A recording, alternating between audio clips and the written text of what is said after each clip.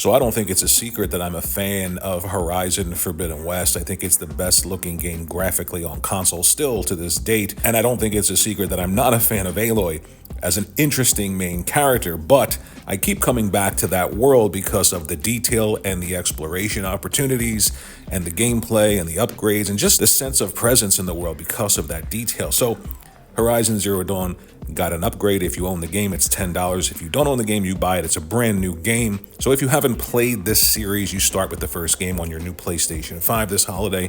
What can you expect? So here it is. I'm playing it, and I say that it's somewhere in between the first game, Zero Dawn, and Forbidden West when it comes to the upgrade. So it is a much, much better game than the original Horizon Zero Dawn, but it's a little bit behind Forbidden West. And that's to be expected, of course. Forbidden West just gives you so much to do with traversal options. You can fly in the air, on the ground, you can use a boat, you can go underwater and explore. But a lot of the quality of life improvements from Forbidden West have migrated back to Zero Dawn. The first is the water. The water in Zero Dawn was, in my opinion, terrible. It looked like a pool of mercury. It is much, much better in this game. There's more transparency. It's not as good as Forbidden West, but it is much better than the first game, Zero Dawn.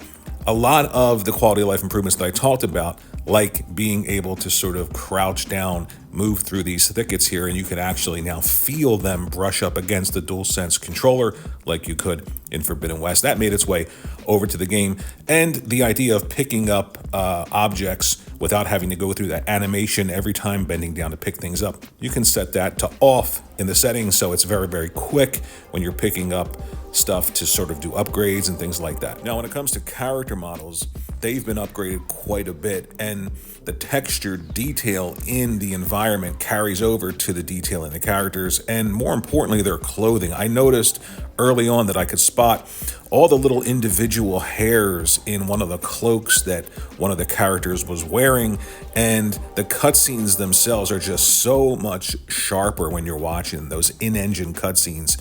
But when it comes to the actual graphics in-game, that's what I think you're going to notice first. There's just a lot more going on scene for scene as you're moving through the world. They packed so much more detail, foliage, lighting effects, just little particulate floating through the air. All of that stuff just adds to the scene. It gives you a real sense of presence in that world that wasn't there in the original game. Speaking of character models, I do feel like Aloy herself looks a lot better in this version of the game than she did in the original version, and I can't really put my finger on what they changed specifically, but there's a little bit more angular look to her face. Her body just looks a little bit better in terms of the way she's moving and animates, so it's hard to really put your finger on it. But if you play the original game for a long period of time, I have about 150 hours in that one and 170 something hours in Forbidden West, you'll notice it. It's a little subtle change in the face, in the way that she expresses around the eyes, and I like it much better than I do in the original Zero Dawn. So there's all the same modes that carried from Horizon Forbidden West in the Zero Dawn upgrade. You've got a quality mode that targets 4K at 30 frames per second. It looks absolutely gorgeous, but I did notice out in that world, you can notice a bit of that sort of slowdown when you're moving left to right.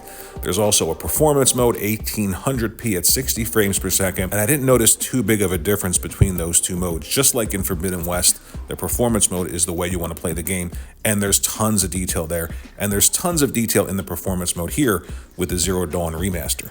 One area that I would have loved to have seen improvement is in the lip sync of the characters when they're talking. It is still not great. It's nowhere near as good as Forbidden West, and I guess beggars can't be choosers, right? They've done so much to this game to upgrade it, but there are still some instances where I notice things and I just feel like, well, it's detracting from the overall experience. Another thing is the hair on NPCs when you're talking to them in a cutscene.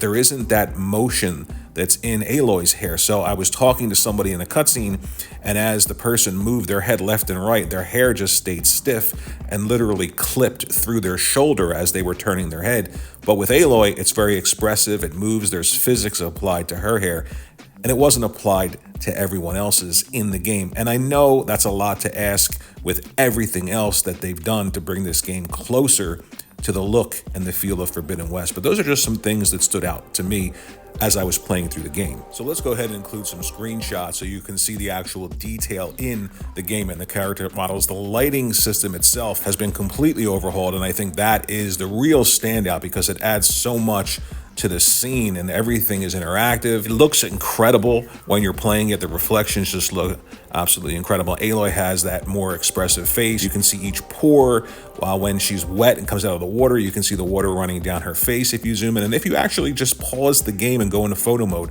you can see so much of the detail there that wasn't in the original game. And that's why I think Forbidden West is such a standout game this generation, and why I think they wanted to bring the original Horizon Zero Dawn closer to what Horizon Forbidden West is going forward with the series. So I think if you're new to PlayStation 5, this is a no-brainer along with Forbidden West. I think if you're a PlayStation 5 owner already and have played Zero Dawn for $10 to bring the game closer to what Forbidden West is, that was fun for me.